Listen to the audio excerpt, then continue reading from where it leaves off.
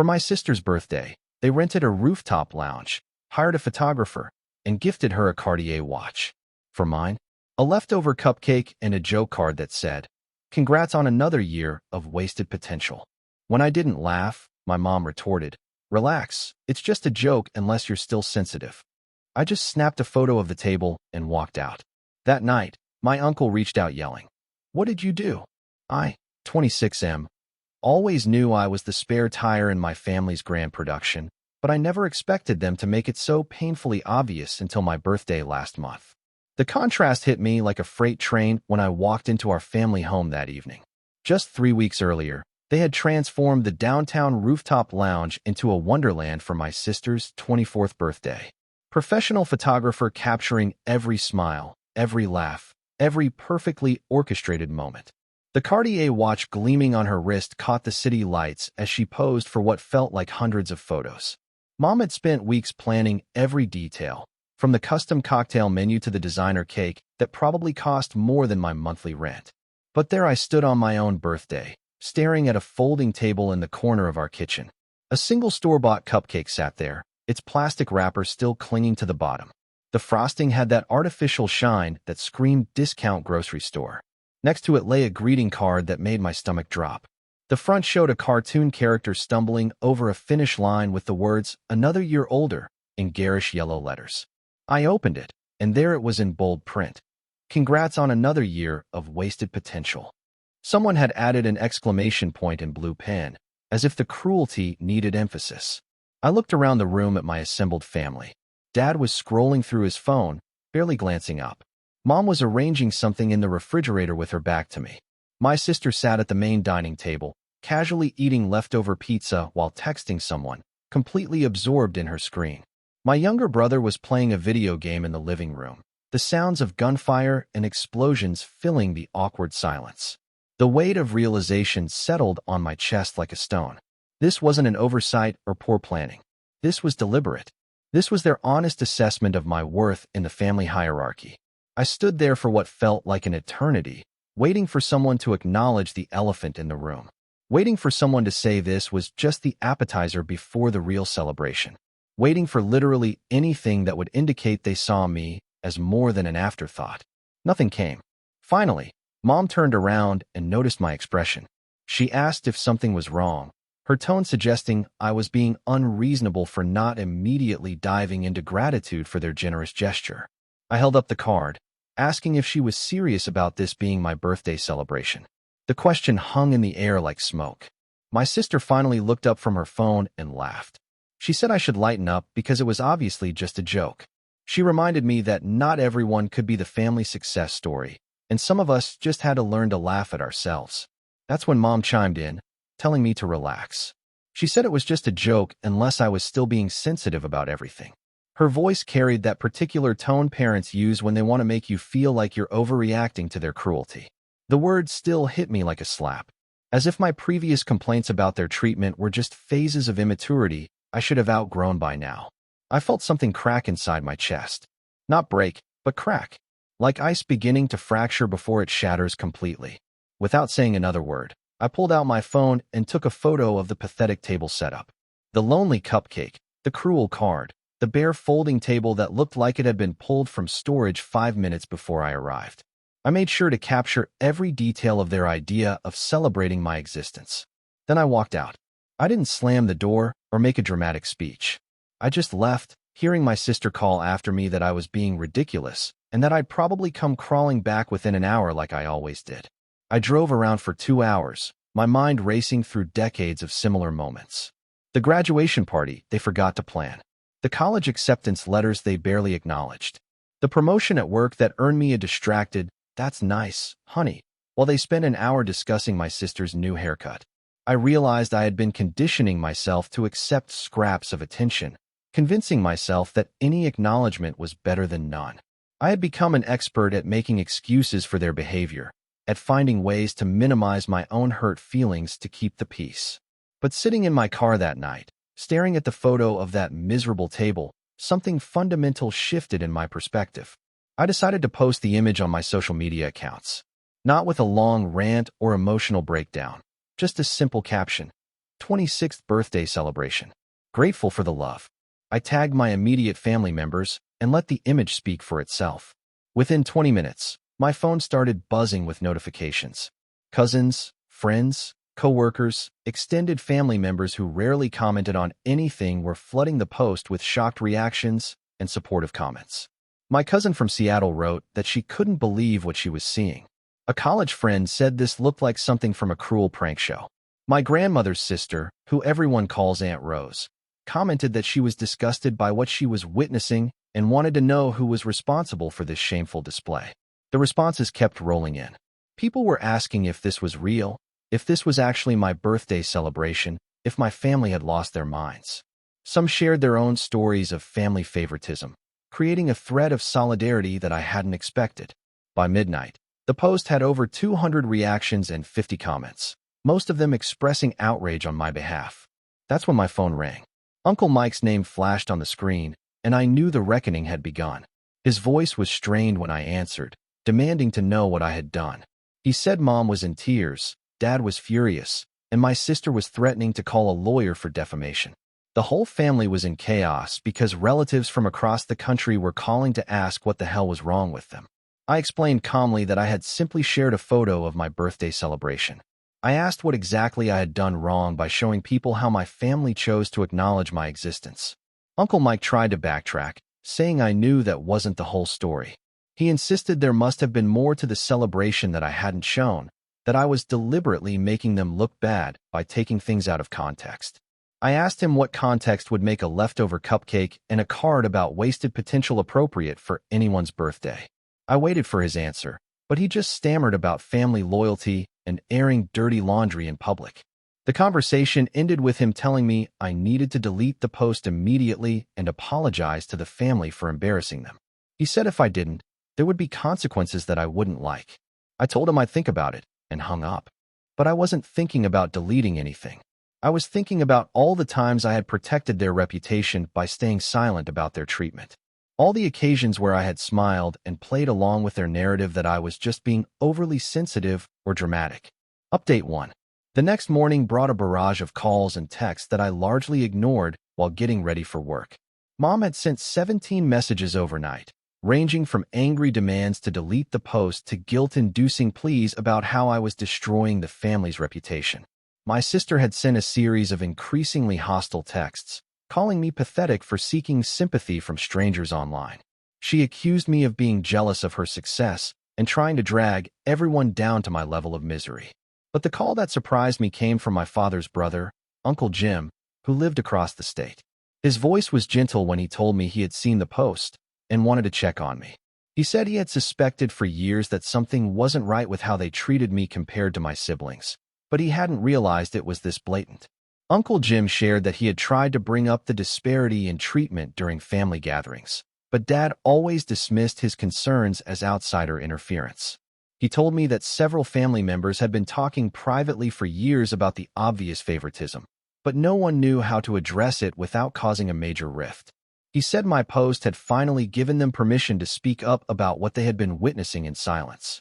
Throughout the day, I received messages from extended family members I hadn't heard from in years. Cousins, aunts, uncles, and family friends were reaching out to offer support and share their own observations about my family's treatment of me. My cousin Sarah from Portland sent a long message detailing every family gathering where she had watched my parents ignore my achievements while lavishing praise on my sister for the smallest accomplishments. She said it had made her uncomfortable for years, but she hadn't felt it was her place to intervene. Another cousin mentioned how awkward it had been at my college graduation when my parents spent the entire celebration dinner talking about my sister's upcoming high school prom instead of acknowledging my academic accomplishments. The validation was overwhelming and heartbreaking at the same time. Knowing that others had witnessed the pattern made me feel less crazy, but it also made me realize how long I had been gaslit into believing I was imagining things. By lunch, my sister had escalated her campaign. She created her own social media post featuring photos from her recent birthday celebration alongside images of gifts she had given me over the years. Her caption painted me as an ungrateful brother who was conveniently forgetting all the times the family had been generous with me. The problem with her counter-narrative was that it actually proved my point. The gifts she showed were generic items clearly purchased at the last minute. A gas station gift card from 2 Christmases ago, a coffee mug with a stock photo of a cat, and a candy bar she had claimed was a gag gift when she gave it to me. Meanwhile, her birthday photos showcased the professional photography, the elaborate decorations, the designer gifts, and the carefully curated celebration that had cost more than I made in a month. Her post backfired spectacularly. Instead of generating sympathy for her position, it provided stark visual evidence of the disparity in treatment that I had been describing. Comments on her post began pointing out the obvious contrast between the celebrations. People started asking why she thought a gas station gift card was equivalent to a Cartier watch, or why a coffee mug was being presented as evidence of generous treatment. Within a few hours, she had deleted the post, but not before several people had screenshot the comparisons. Update 2. By evening, Mom had switched tactics. Instead of angry demands, she called crying, begging me to take down the post because it was causing problems with her book club and church group. She said people were treating her differently, asking uncomfortable questions about our family dynamics. She insisted that they had always loved me equally, that maybe they had made some mistakes, but I was blowing everything out of proportion. She promised we could sit down as a family and work things out if I would just delete the evidence of their thoughtlessness. I told her I was willing to have that conversation, but the post was staying up until I saw genuine changes in behavior, not just promises to do better. The conversation took an interesting turn when she accidentally revealed how much my sister's recent celebration had actually cost. In her desperation to justify the disparity, she started listing expenses, trying to argue that they couldn't afford elaborate celebrations for everyone. The rooftop venue rental alone had cost more than my monthly salary. The photographer was a professional they had flown in from another city. The custom cocktails, the designer cake, the jewelry, the party favors for guests. She rattled off numbers that made my head spin. When I added up everything she mentioned, they had spent more on one evening for my sister than they had spent on me in the past 5 years combined. The math was staggering and brutally clear. I asked her how she expected me to believe they couldn't afford a decent birthday celebration for me when they had just dropped several $1,000s on a single party for my sister 3 weeks earlier. She fell silent for a long moment before switching to emotional manipulation. She said I was tearing the family apart, that Dad was having chest pains from the stress, that my grandparents were upset about the family drama. But I had heard these tactics before. Every time I had tried to address unfair treatment in the past, suddenly everyone's health was at risk, everyone was devastated, and I was the villain for speaking up about being mistreated. I told her that if Dad was having chest pains, perhaps he should examine the stress of maintaining such an obviously dysfunctional family dynamic rather than blaming me for exposing it. The call ended with her sobbing and asking what she had done to deserve such a cruel son. That evening, I received a message that changed everything. My grandmother's sister, Aunt Rose, whom I mentioned earlier, had sent me a private message asking if we could talk on the phone. When I called her, she told me something that recontextualized my entire childhood.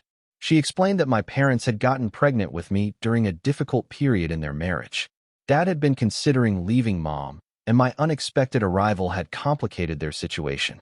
By the time my sister was born 2 years later, they had worked through their issues and were in a much better place emotionally and financially. Aunt Rose said she had watched over the years as they unconsciously treated my sister as the child who represented their renewed happiness, while I remained a reminder of their difficult period. She told me that several older family members had noticed this pattern but had hoped it would resolve naturally as I got older. Instead, it had become more entrenched over time. The conversation explained so much about my childhood experiences, why I always felt like I was walking on eggshells around my parents, why my achievements never seemed to generate the same enthusiasm as my sister's, why I constantly felt like I was disappointing them no matter what I accomplished. Aunt Rose said she was proud of me for finally standing up for myself and that the family needed to confront this long-standing dysfunction. Update 3. The weekend brought an unexpected development. My younger brother, who had been silent during the initial drama, called me Saturday morning. His voice was different than I had ever heard it before, uncertain, almost vulnerable. He told me that my post had forced him to examine his own experiences in the family, and he was realizing that he had also been treated differently than our sister, just not as extremely as I had been. He shared memories of times when his accomplishments had been minimized or ignored while our sister's identical achievements were celebrated extensively. He said he had always assumed that was just normal family dynamics, but seeing the stark comparison in my birthday situation had opened his eyes.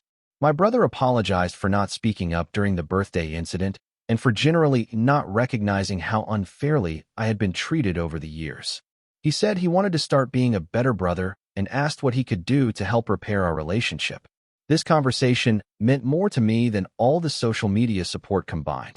Having a family member finally acknowledge the dysfunction and commit to change felt like a breakthrough I hadn't dared to hope for. Meanwhile, the social media post continued to generate responses. Extended family members were sharing their own stories of favoritism and family dysfunction, creating a broader conversation about these dynamics that apparently affected multiple branches of our family tree. Several people mentioned that they had similar experiences with golden child dynamics in their own families, and my post had inspired them to examine their own situations more honestly. But the most significant development came Sunday evening when Dad finally called me directly.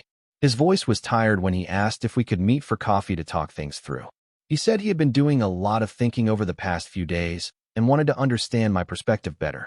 I agreed to meet him Monday evening at a neutral location. The conversation that followed was unlike any we had ever had. Dad looked older somehow, worn down by the events of the past week.